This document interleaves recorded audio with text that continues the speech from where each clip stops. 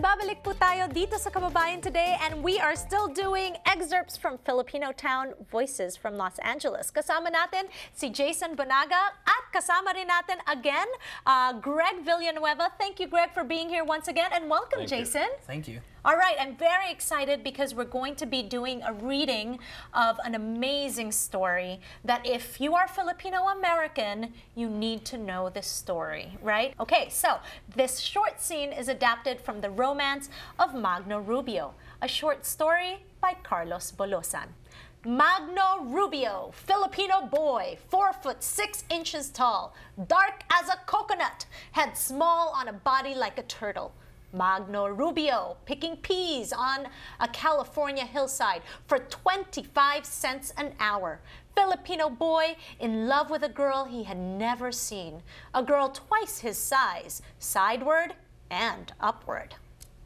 It was early spring and the sun outside was glittering on the dew-laden hills where the royal crowns of edelweiss, the long blue petals of lupins, and multicolored poppies were shaking slightly in the wind.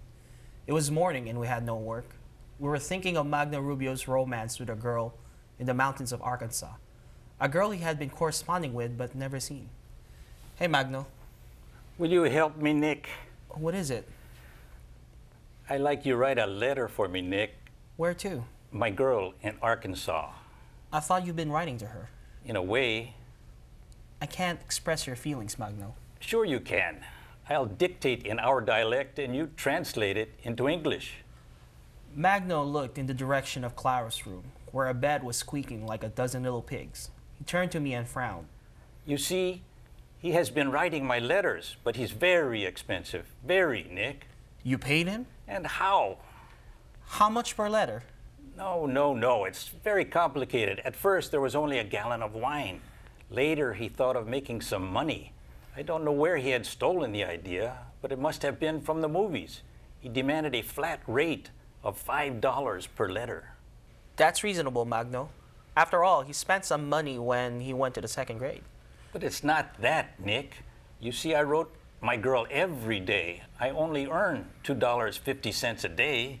Still, I had to write to her. I love her. You understand, Nick? I understand. I was in love once. You see what I mean? $5 per letter? That's more than I earn a day as a bookkeeper for our crew. That's not the end of it, Nick. Realizing that I truly love the girl, that I can't live in the world without her, he demanded 1 cent per word. 1 cent per word? It's robbery. Some men use their education to enslave others. I thought education is meant to guide the uneducated. Did some educated man lie about this thing called education, Nick? I don't think so, Magno. Education is what you said, for the educated to guide the uneducated. Wonderful. Thank you so much, Jason and Greg. What a wonderful reading.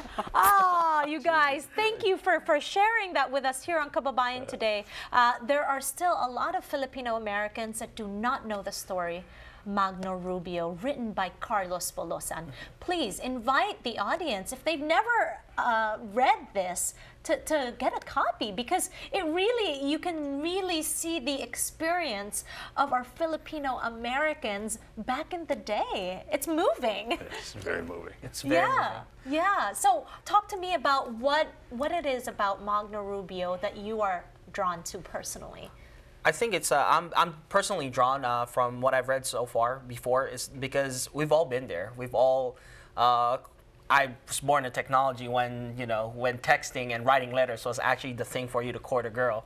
So I can definitely relate to him when I had to email a girl that I was interested in courting, or even writing to a girl in class. So I can feel where he's coming from, where you can't express your words, where you had to ask one of your friends who's better at writing than you. Well, I definitely know you're Filipino because you use the word courting. All right, when we return, another excerpt from Filipinotown. Kasama pa rin natin si Greg tsaka si Jason sa aming pagbabalik. We'll be right back.